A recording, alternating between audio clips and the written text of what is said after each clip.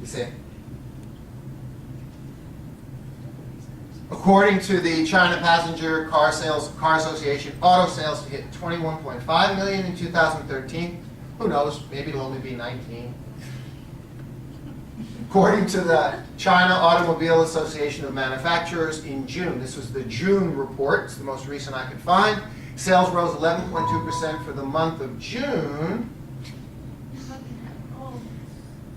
It shouldn't happen, right?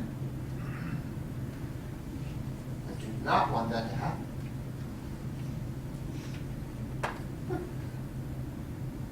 Should be okay.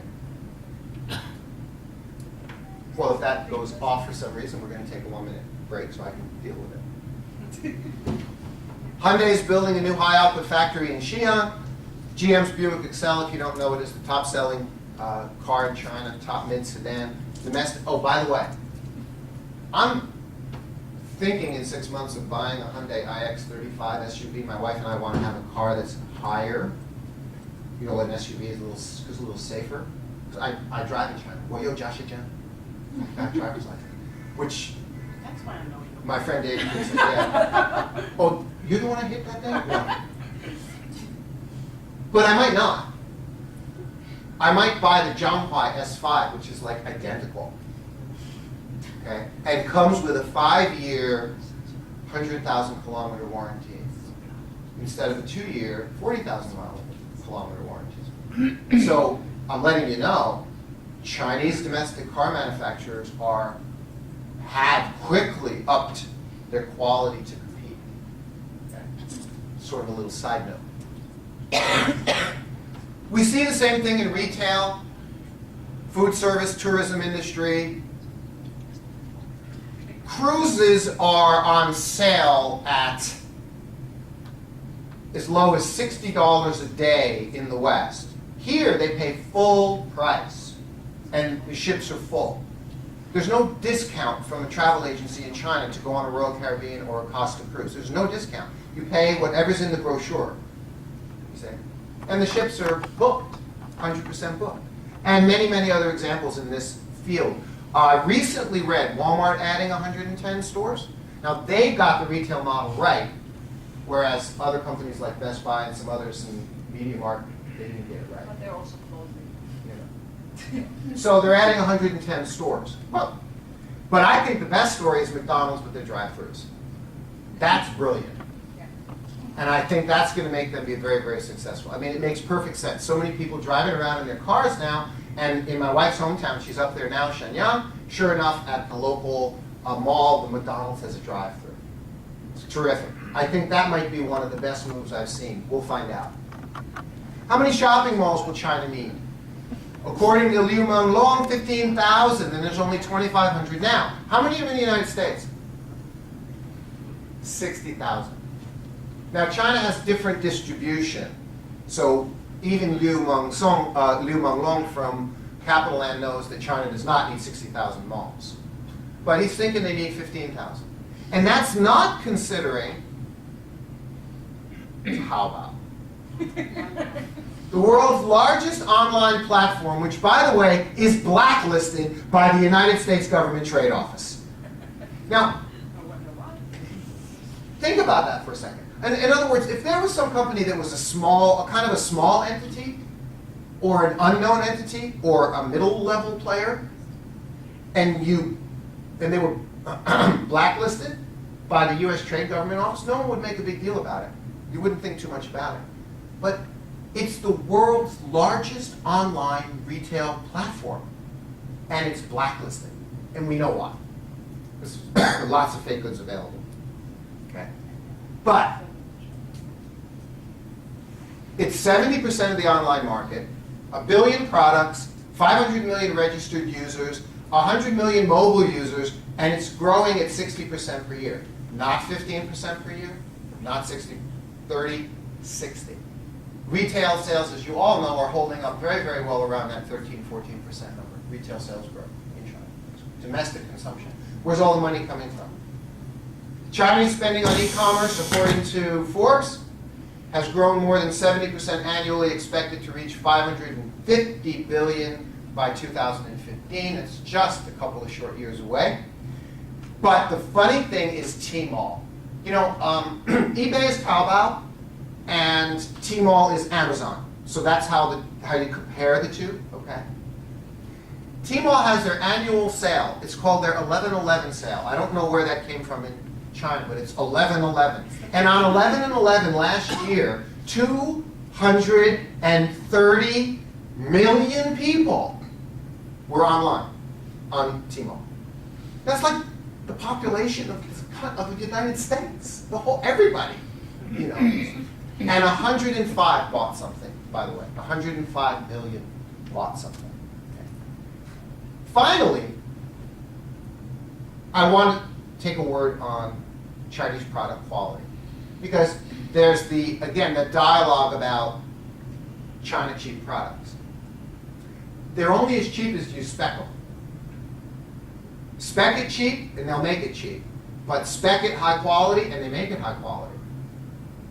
This is a studio quality audio recorder. Studio quality. It is what a Hollywood professional would use out in the field, just with these two microphones, into a 4-track digital recorder, and can even plug in 2 external XLR mics. I plug my piano directly into it. My friend Rory, who is something like corporate institutional manager of corporate institutional clients for Sao Paulo Intesano Bank at Lu Jiazui, is my trumpet player. I play jazz piano. So I put the microphone, I put the wire into my electric piano, the other one to a microphone, Rory plays into the trumpet, and while that's recording from the 2 microphones, this is recording the whole room. I mean, this is a very sophisticated device. It's wonderful. Yahoo rated fantastic. Go buy it. And by the way, I forgot to turn it on to record. But that's okay, because I'm doing video. It's made in China. Okay? The amplifier and CD set you see up there, I own it. It's 3,000 euros. It's Vincent brand. 1,500 euros for each piece in Germany. Vincent brand in Germany. Anybody from Germany knows the brand? High-end audio. 1,500 euros per piece. It's made in China. 2 German engineered specs. So let's remember, they'll make great quality. They're capable. If you spec it, they can do it. Finally, I like talking about the U.S. National Export Initiative, and this should make all of you Europeans laugh. Yeah, you know, this is just where the United States just missed the ball. Just stayed out of the game for way too long. Fortunately, they're figuring it out now. There's employment problems are helped by increased exports. For every billion in exports, you create 60,000, I believe it's 6,000 jobs. Okay. Record levels in growth in U.S. exports to China have hit 110 billion. Look like they're going to continue increasing by 10%. But as we all know, that's far behind Germany, Japan, Korea, who are already far ahead of the U.S. in their level of exports to China. Okay, so that's an overall picture. And in America, more and more, they can't continue hating China. Here's a Forbes article. Yeah, just, out of 435 U.S. congressional districts, 249 of them had higher growth exports to China last year than any other market in the world. As this trend continues, hating China will be harder for politicians. Amen. Now, we're going to talk about trillions next. I've given you that big global picture background, but I want to help everyone understand how much we don't understand what $1 trillion is. Please imagine $1. Piece of cake. Please imagine 100. Easy. Please imagine 100,000 euros. No problem. Please imagine 1 million. Tough for some people. 100 million? See, now we're really getting out there. 1 billion. Oh, the B. 500 billion? We're past Pluto. We're out. We're gone. 1 trillion? Can't even imagine. Not even close. So, multiples of trillions. That's how much money we're talking about. And there are unknown trillions in the hands of the lower and middle classes of China. The United States GDP is 14 trillion. China GDP is supposedly 9 trillion, or 10 trillion. It's known from recent research and a book by Professor Edward Fega at the University of Wisconsin, who did a comprehensive study and book on the shadow economy in America, that America's shadow economy, this is the off-the-books cash economy, meaning, Uta, would you come to my house and fix my kitchen and then I pay her cash? So this is off the books. That's the shadow economy. We're not talking about the black economy, which is illegal, illicit things like drugs, prostitution, drugs, etc. Okay? So legitimate business, but done cash, off the books, not counted in the government statistics because no one knows how much it is. Okay? And in America, that's $2 trillion, according to Professor Fega's research, and rising, actually, which is very interesting. Because more and more people in America are finding it hard to work, they stop trying, and then they just start making money on the side and don't tell the government. Okay? But that, here, it's reverse. Here, that's how everything started. So like in 2000, you know, back in 2000, when my wife, who was in her mid-30s, was growing up, do you know, she was going to go hang out with her friends, so she went to the mall? There was no mall. There was no shopping. These things didn't exist.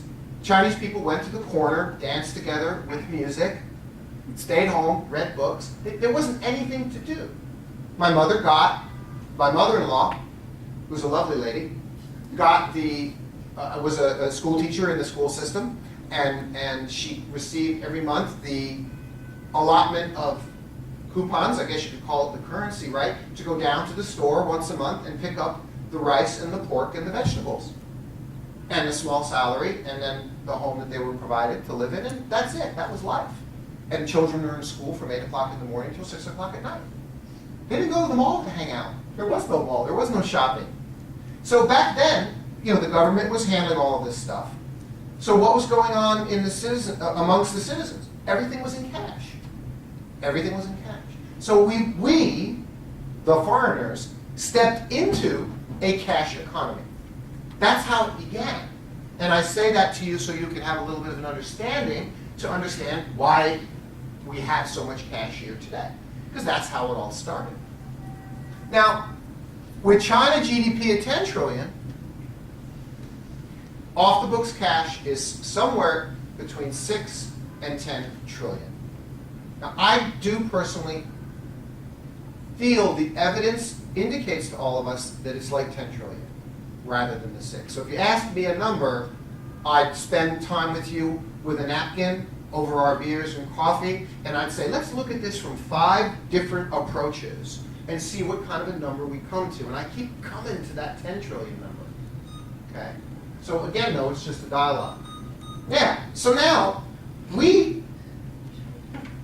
despite the fact that this is a very well-made computer in China, and, you know, it's plugged in the wall, but the wall outlet isn't providing it with electricity.